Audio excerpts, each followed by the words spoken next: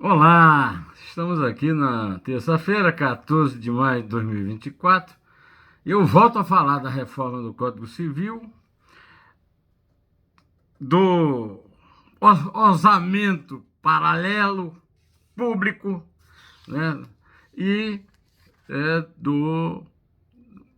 da tragédia do Rio Grande do Sul. Os assuntos são recorrentes, mas eu conto com a sua atenção, conto com a sua participação, como sempre, seus comentários e a confirmação de que eu não sou imparcial. Eu tenho um lado, o meu lado, o seu lado, o lado do povo, o lado da cidadania, de quem paga imposto, contra a casta dirigente que só nos esfola. Bom, meus amigos, hoje volto à reforma do Código Civil. Chamo a atenção para a professora e advogada Karina Nunes Fritz, numa entrevista que deu ao site especialista em direito Migalhas, a respeito da herança digital. Na Alemanha, a Corte Superior, que é equivalente ao nosso Superior Tribunal de Justiça, o STJ, já se manifestou e que há transmissão da herança digital. Segundo a professora, o texto reformado que segue para a transmissão no Congresso Nacional a toque de caixa do Código Civil brasileiro pode restringir a transmissão da herança digital, ou seja, o patrimônio virtual não será transmitido a herdeiros. Segundo a entrevistada pelo Migalhas, o texto do Código Civil, que está tramitando agora, é altamente prejudicial à segurança jurídica. Ela citou como exemplo a conta do Instagram do empresário Abílio Diniz, que faleceu recentemente e tem milhares de seguidores e que nunca foi monetizável por ele, porque ele nunca utilizou aquilo para vender nada. É uma conta pessoal e que está sendo seguida e mantida pela família. A família vai ficar ilegal se ficar continuando fazendo isso? Ah, pelo amor de Deus, se esse mostrengo for aprovado, nós seremos o primeiro país do mundo a deixar o patrimônio digital, que é o mais pessoal, na mão das redes sociais, das redes digitais. A família quer manter o controle para preservar a imagem do Abílio. O projeto do novo Código Civil proíbe isso, mas com que sentido? Quer dizer que a família do Ayrton Senna, outro exemplo aqui que me ocorreu, que manteve e protegeu a imagem dele, praticou uma ilegalidade? A família de Gugu Liberato, que protegeu a imagem do profissional da televisão, de Hebe Camargo, a grande artista brasileira, de vários artistas, porque por tudo isso na ilegalidade. Por quê? Este é um assunto sério e a celeridade da mudança do Código Civil pode produzir perigosa insegurança jurídica. Bom, faltando menos de 6 meses para as eleições municipais, o governo Luiz Inácio Lula da Silva, que é o desgoverno Lula-Lira, você já sabe como é que eu o defino, continua distribuindo recursos para aliados políticos no Congresso, sem transparência, repetindo o mecanismo consagrado do orçamento secreto, esquema revelado pelo Estadão e que marcou a gestão Jair Bolsonaro. Apesar da prática ter sido vetada pelo Supremo Tribunal Federal, em dezembro de 2022, ministérios como o do Desenvolvimento Social, Cidades e Esporte têm repassado verbas públicas para obras na compra de equipamentos em localidades previamente negociadas com parlamentares. As pastas, além da Secretaria de Relações Institucionais do Palácio do Planalto, negam irregularidade, afirmam que estão sendo seguidos critérios técnicos para a distribuição das verbas. Ora essa, é o que merecem. Além da falta de transparência quanto aos padrinhos e madrinhas, entre aspas, das indicações, a distribuição também é feita conforme a conveniência política do governo. Isso significa que alguns municípios e congressistas serão contemplados e outros ficarão sem nada de forma ilícita e injusta. Por exemplo, com apenas 2.200 habitantes, a cidade de Curral Velho, na Paraíba, é um bom exemplo de como a determinação do STF tem sido ignorada pelo governo petista. Localizada a 371 quilômetros de João Pessoa, capital, o município receberá do Ministério de Cidades um total de R$ 3.300.000 das verbas que sobraram das antigas emendas do relator, coração do orçamento secreto e que foram repassadas para a pasta.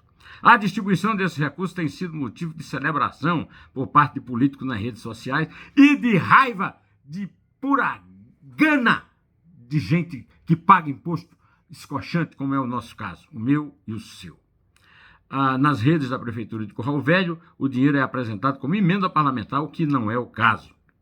Vamos falar do Rio Grande, vamos. A subida do nível de água e os fortes ventos que atingem Porto Alegre, nesta terça-feira, 14, criam ondas no Guaíba. Na noite desta segunda, um burro foi parcialmente evacuado na capital. Um bairro. Zé Neumann, nem lê, você está sabendo mais, rapaz? Ei, pelo amor de Deus.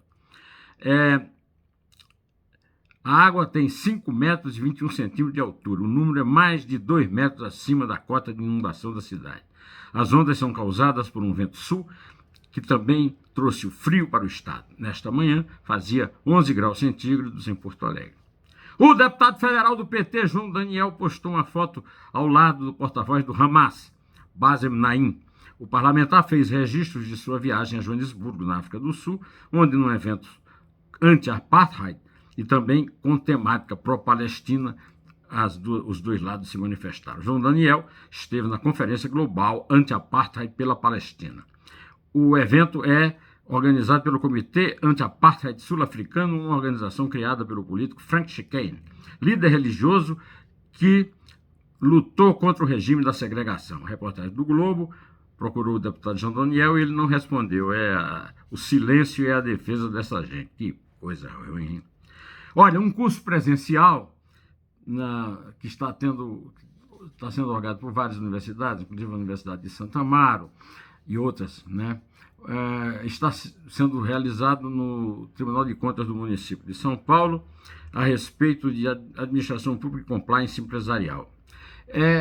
Falando basicamente de corrupção, um assunto que tem sacudido muito a República Brasileira. Eu fiquei muito orgulhoso do sucesso feito pela doutora em História na USP, Isabel de Castro Pinto, a minha mulher. Ela fez um grande sucesso lá, contando praticamente a história republicana da corrupção, que tem alguns grandes marcos, como, por exemplo, a construção de Brasília. A construção de Brasília, ela levantou com muita paciência e muita ciência a questão do Estado Novo, né, do getulismo, do Juscelino e da ditadura militar, e também da república, que não tem nada de república, é uma ré privada. Aliás, não é ré, é só privada. Ela mostrou como a construção e inauguração de Brasília contribuiu para o incentivo à relação financeira promíscua entre agentes do Estado e empresários, principalmente empreiteiros, mas não apenas eles.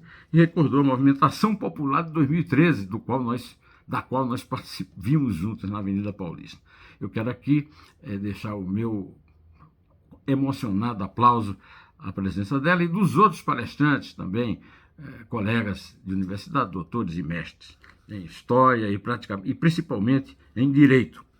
As atitudes de Fernando Diniz na noite passada, jogando a bola para interromper o jogo São Paulo e Fluminense, terminou com a derrota do Fluminense diante do São Paulo, derrota merecida. E de Abel Pereira, o técnico do Palmeiras, que fica reclamando porque o Palmeiras não tem casa para jogar. Se não tem casa para jogar, ele vai reclamar lá com a Leila Pereira, com a direção do Palmeiras, seja lá com quem for. Não conosco. Ele tem que dar explicações sobre o jogo. Tem que explicar por que o Palmeiras levou uma lambada do Atlético Paranaense, que é um dos candidatos ao título. Os dois atletas, aliás, o Paranaense e o Mineiro. Mas vou ficar gastando tempo aqui com futebol, principalmente com esses técnicos falastrões e briguentos. Eu vou me despedindo direto ao assunto. Em pé!